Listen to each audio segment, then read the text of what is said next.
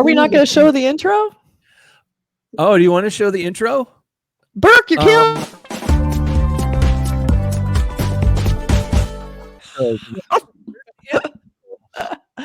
Hello, friends, and welcome to the Cinemondo podcast. I'm Max Headroom. I don't know. The stuttering was on purpose, but it sounded like something bad. Yeah. Oh, well, you know, Cinemondo, our foundation is kind of genre films, and this one looks like a really interesting one. And it premiered at South by Southwest last March, and it's going to come on, I think, video on demand this March, and then Shudder, I think, in April. It's called Late Night with the Devil, and it was written, directed, and edited by this Australian brothers, Cameron and Colin Cairnes. And I think it's their first film, and it stars David Dastmalchian, and it has a kind of an interesting vibe. It's sort of like what happened late night back on this late night talk show back in the late 70s. Oh. So it has an interesting vibe to it, and David Dastmalchian's always interesting. He has this look. Love him. He's got a face that I always think he should have been like in Hammer films. He almost has like a little Christopher Lee vibe to him a little bit. And something. Of course, so you know what? To me, his face is like, and his performances a lot of times are so real that I remember the first time I became aware of him. He had done things before, but I remember in the Dark Knight when he is this deranged, follower of the Joker, and they capture him. And there's a scene where Commissioner Gordon has him in the back of an ambulance or something, and he looks absolutely deranged. He inhabited the part of for a second in the back of my mind, I thought they really got a crazy person to play this part, and that was his first film. Wow. Yeah. He was so good in that. It was like that sort of like right on the edge of just about to strike or something. Very cool actor. Yeah. Very cool. He's always great in everything he does. He's doing some amazing stuff. Blade Runner. And, high end. Yeah. He's really Dune. He was in Dune. Yeah. He was in that Suicide Squad. He played like the guy with the bubbles or something, or polka dots, whatever it was. Oh yeah, that guy. Yeah. And he's played some smaller roles, and he's always somebody I go, okay, he's somebody to watch. But let's check out the trailer. This is a teaser. Yeah, really. This looks like an interesting lower budget film. So Late Night with the Devil. Let's check out the teaser. All right, here we go. And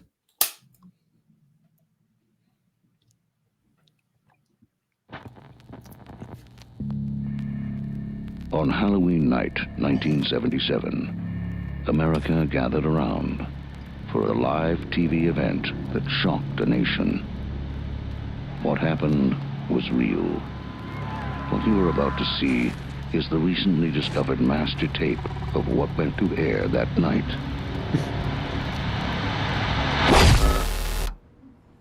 I already love this. I mean, so good so far. Yeah. That voiceover is yes. Perfect. With Mr. Type. Ladies and gentlemen,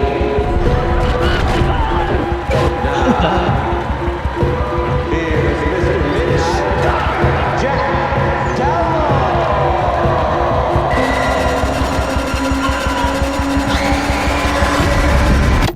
Late Night with the Devil. Oh my God. That voice is the trailer voice. Whoever is doing that, perfect impersonation, or maybe the person is still around. I would love to know the person who did that voice.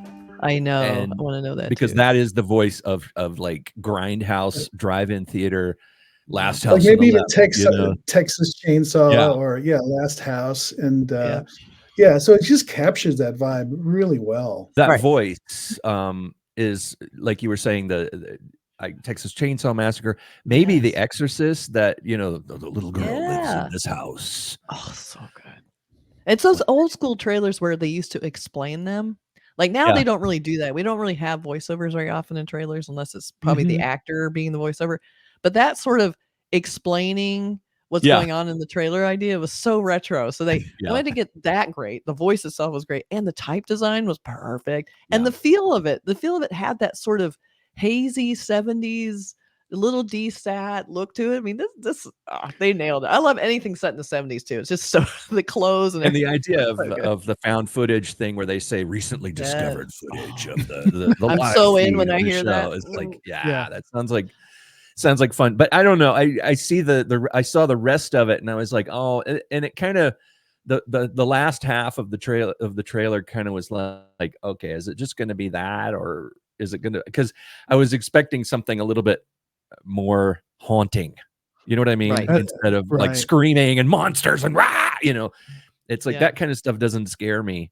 But Well, I couldn't something quite else, understand some what other was happening. looked Like, like people were yeah. turning into monsters. Were they demons or something. zombies or like was he in an audience full of zombies? I couldn't quite figure out what they said. What happened that night? Like, well, it looks like there's some woods involved. Yeah. I couldn't quite figure that It out. gets a little confusing, but I think what will sell me is I like him as the Yeah. host of the Oh, show. I'm not So- missing this. Yeah, so I way. just think Yeah, it it's looks going to be a it could be fun, and maybe that all that stuff happens in the climax. Maybe the rest of it sort of has some sort of haunting vibe. But I love, like I said, the type design for the poster, which so will good. show, is very much like Yeah. a Mario Bava, like Lisa. I think Elisa and the Devil, maybe because it's sort of his new Yeah. title. Yeah. But We have a I'm poster in. that Let's check also it out. brings a little 70s vibe. We have the gallery at the bottom, which is very 70s. Oh yeah. The only thing that looks a little more contemporary is the flame. Looks very Photoshop, which they would not have had.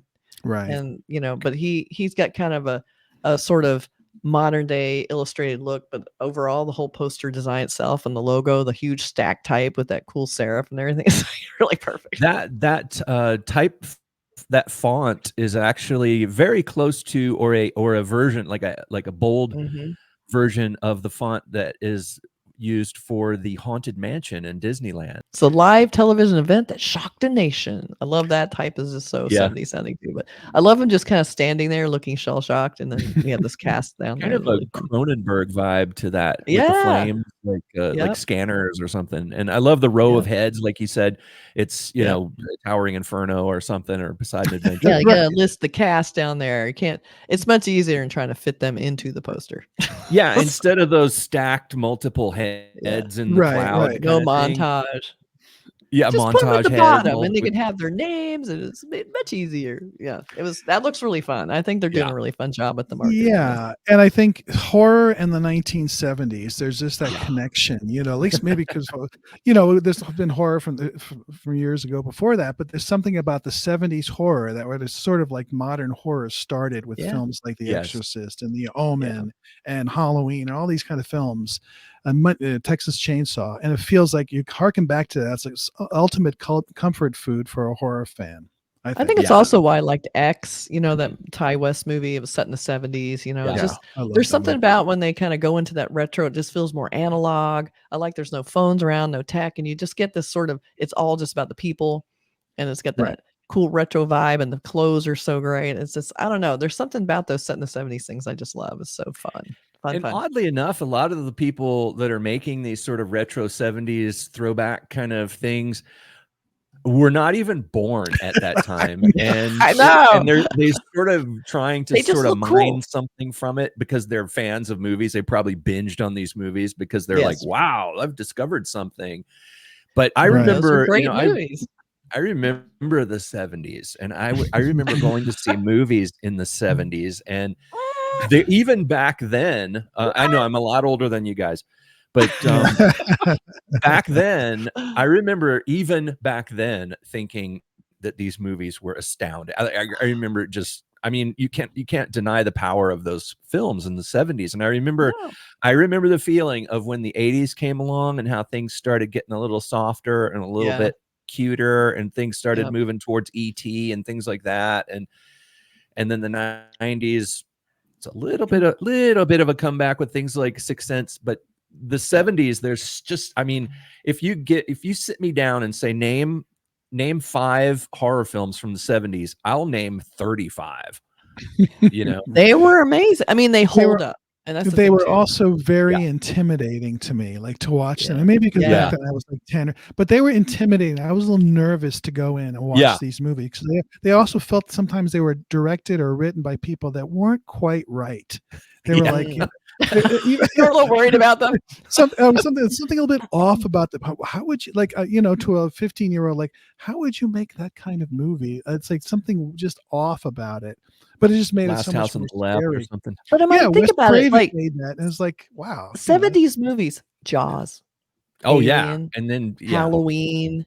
It's like science even fiction stuff, too. Suspiria, Carrie, Dawn of the Dead. Like these are iconic freaking movies that still hold up. Like these are modern day movies still can hardly hold a candle to some of those. I mean, Carrie is the perfect. best horror decade Halloween of horror is films, without perfect. question. Yeah. Yes. And when they try to redo them, they don't get it.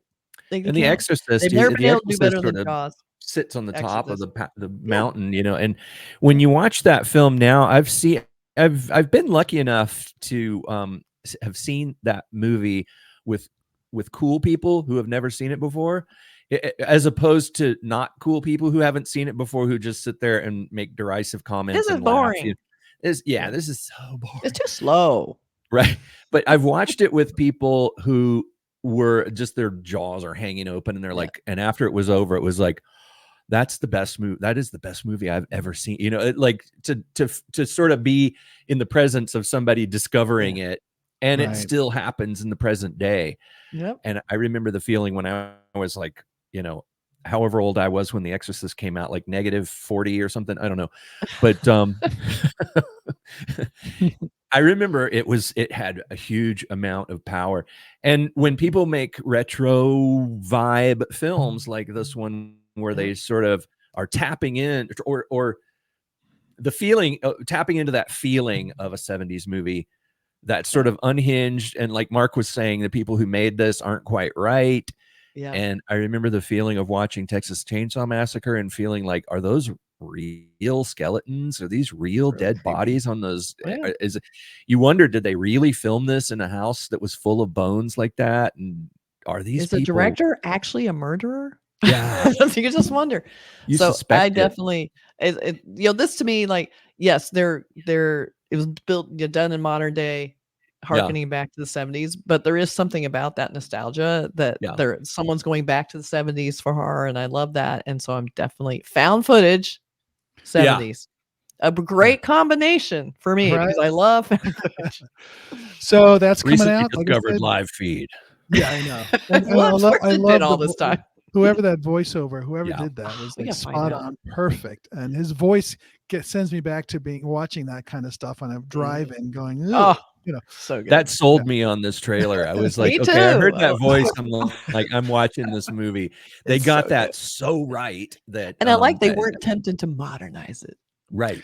And the actor David Dastmalchian, I think he's an executive producer on this. And I think he's a big fan. I mean, he's also into graphic novels, and I think he's a Okay. Oh, fan cool. of all that. That makes So- sense. One So of I us. think you're going to get the sensibility of what Yeah. we want to see in a film. So I'm looking forward to it too. So it's coming soon, March on video on demand, and Shudder. April and Shudder. So I love Shudder. yeah, They we're don't gonna- pay us, but I love them. I'll keep We'll touting them. do a review of the film when it comes out. for Yes, sure. definitely. All right. Okay. What size T-shirt do you wear, Kath? I wear a You small. should always say that. Hey, I really Shudder, love Shudder. Send I me wear a small T-shirt. a small T-shirt. I know. I should be wearing to be even more gratuitous. Yeah, I would totally wear a baseball cap as well. But I mean, but they haven't given us any, so oh well. No, they better. All right. Thanks, everybody. Take care.